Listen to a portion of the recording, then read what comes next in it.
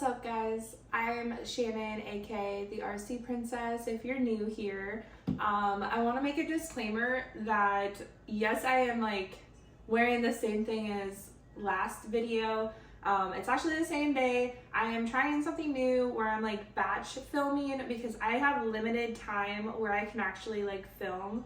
I can't have my husband home, I can't have my kid home because those two do not know how to be quiet.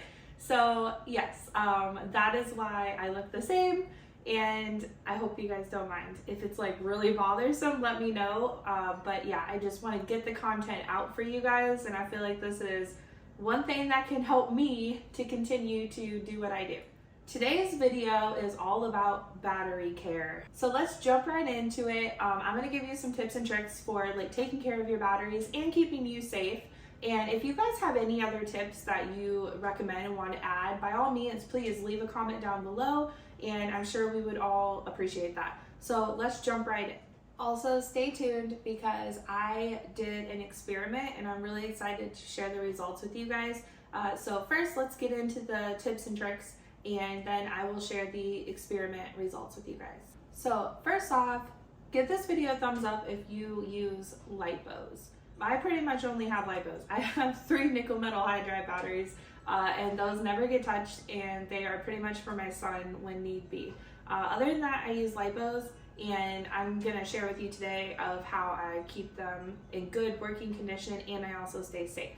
So my first tip for you guys is to get yourselves, if you don't already, one of these Lipo Safe fireproof bags. I store, or this one.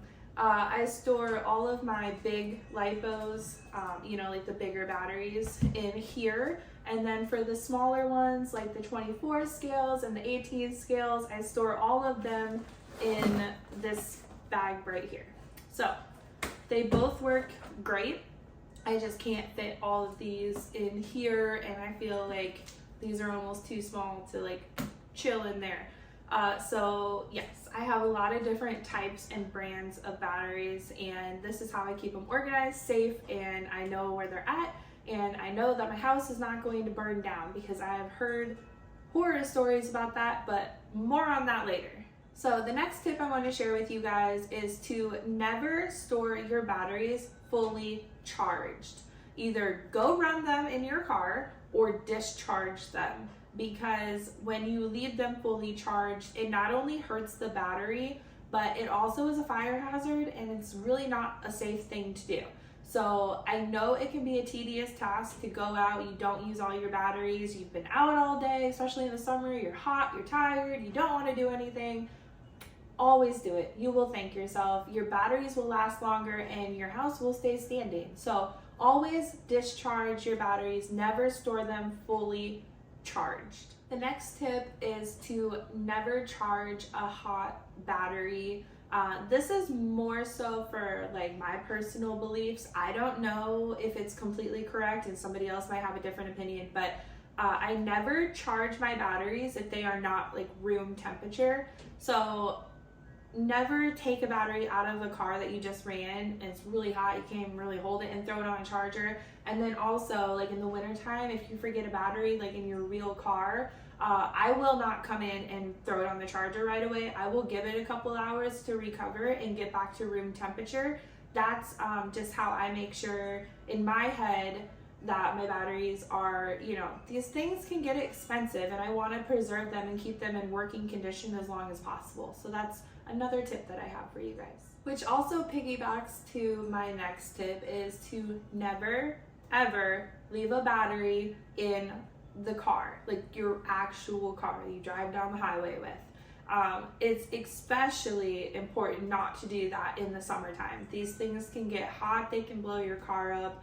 I've seen people's cars destroyed and caught on fire and blown up and all that stuff because they left a Lipo battery in their actual car.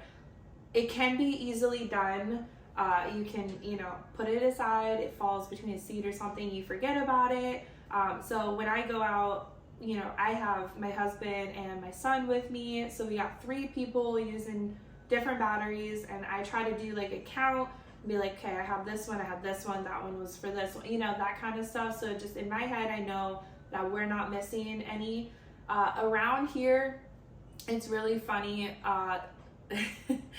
So I will go into full panic mode if I cannot find a battery. And most of the time it's hanging out in my backpack or something. I forgot about it, but like I can't find it and I'm like full panic mode. I'm like, everybody stop what they're doing. Everybody look for this dang battery. I don't know where it's at, but we're gonna find it or I'm never gonna sleep again. This next tip is more of like a safety thing. Never, ever, never have I ever, no, I'm just kidding. Never leave a battery charging unattended. I do not care if you have to run to the gas station that is a block away. Never leave them unattended. Treat it like a newborn baby. They cannot be left on their own. I have seen, I'm sure you guys have too, a lot of posts and stuff about people's batteries catching fire and exploding while they're charging, which is also another safe thing to charge in a bag for those instances. So yeah, I mean, I'm not saying you can't leave the room, but you know, make sure you're on it. We charge in the kitchen, probably should charge elsewhere, but our garage is attached. So even if we were to charge out there, it's like, it's still attached to the house. So it's like, I feel safest with the batteries charging on the kitchen counter. I can see them, I'm in here, you know, that kind of thing. So never leave them unattended while charging. This is more of a safety tip, I guess, in my head. Never go cheap on batteries. Just don't get online and be like, cheapest Lipo batteries I can find. Your good ones can run you about $150, $180. So it's expensive, but like, what's safety? Like, how much does safety cost to you? I am not going to run a $20 Lipo. It's just not happening. So I'm not saying you have to buy the most expensive brand out there, but definitely don't go cheap. If you do not hear people talking about that brand, or if you have heard horror stories with them, just don't do it to yourselves, you guys. Spend a little extra money and you will be way better off in the end. And then again, this kind of piggybacks on to the last tip, but I never buy used Lipos. You don't know what that battery has been through or what somebody has done to it before it got into your hands. Now there is a difference. My dad and I will share batteries back and forth. That's different. I know him. I know that he takes care of his batteries even better than I do. So yeah, I wouldn't take a used Lipo from somebody that you don't know and you don't know, you know, like how they take care of their batteries and stuff. I wouldn't do it. I wouldn't go on eBay and be like, used Lipo batteries. That's just my personal choice. I'm sure others have other opinions about it, but that's my personal choice. I will not do that. And then another safety tip I have for you is to never use a bloated battery. So you have like two different kinds of batteries. So this is like a soft case, this is a hard case. With the hard cases, it's a little more easy to tell, you know, if there's like bloating or like blemishes, you know, like cracking or whatnot. With these, it's a little harder to tell, but I mean, you'll know. So never use them. Always inspect your batteries before you plug them in to charge, and never ever freaking use a bloated battery or charge a bloated battery. Immediately properly discard it out of your house, get it out. So yeah, that's just another tip that I have for you guys. And then the last tip is kind of like a couple rolled into one, I guess. So just always be inspecting your batteries and the charger just to make sure they're in working condition and there's no hiccups or anything. So that way it's just, you know, you can charge as safely as possible. And also, I don't know if this is like tested and proven true, but always balance charge if you have that option. There are times where I'm like, crap, I have 2 hours and 5 batteries to charge. Like, I need to fast charge. And that is okay once in a while, but it's definitely not recommended to do all the time. It will diminish your, like, the life of your battery. And so, you know, like I said earlier, they're expensive and you want to keep them in nice working condition. So now it's time to get into, I want to share with you guys the experiment that I did.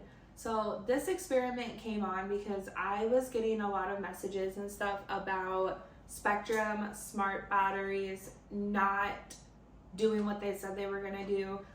I know we've talked about the Spectrum smart batteries in the past, and you know, I love them because they automatically discharge after 72 hours. So if you charge them up and you end up not going out, I would definitely like check on it, but it should, in theory, discharge after 72 hours. And I got a couple people, you know, messaging me that no, I've had, you know, they went down too far, completely ruined my battery, didn't discharge at all. And so I did an experiment on this exact battery actually, and I charged it fully charged. And I also did this experiment a while ago. I wanted to share it with you guys earlier, but life got in the way. So on December 10th, I fully charged this battery, and then I left it alone. I didn't touch it, and I will throw a screenshot up of this for you guys. But basically, from December 10th until January 31st, it only went down to 3.87, which is about where it should go. I wanted to continue the experiment a little longer, but I actually had to charge the battery.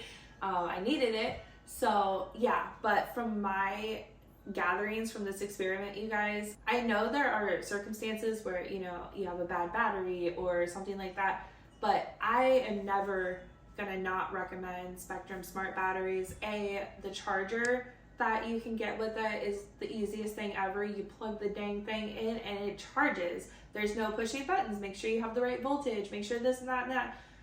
So that's a really big plus for me. And then also the fact that it discharges automatically after 72 hours is another big bonus plus for me. Oh, and I wanted to mention, so I wanted to fully charge the battery and then check it like exactly 3 days later, and I was not able to do that, you guys. So I did check it on December 15th and it went down to 3.97. So it did, after 3 days, start discharging. I don't know if it was exactly 3 days, but at least 5, it started discharging. So that was a huge plus. So that concludes today's video, you guys. If you like this video and want to help me out, if you could hit that red subscribe button if you want to stick around. And also just thank you guys for your support and kindness. And I know whatever I'm going through in life, it's okay because, you know, I have all of you and you guys are super supportive and I really appreciate it. So thank you. And I really hope you found this video helpful, and share it with some of your friends who are just getting into the hobby or, you know, are just starting to use lipos. I know it was really scary for me when I started because I heard all these horror stories, but now they don't scare me that much. I'm just like, whatever, as long as I do what I'm supposed to be doing, I'll be okay. So yeah, thank you guys for watching, and I'll see you guys in my next video. Bye.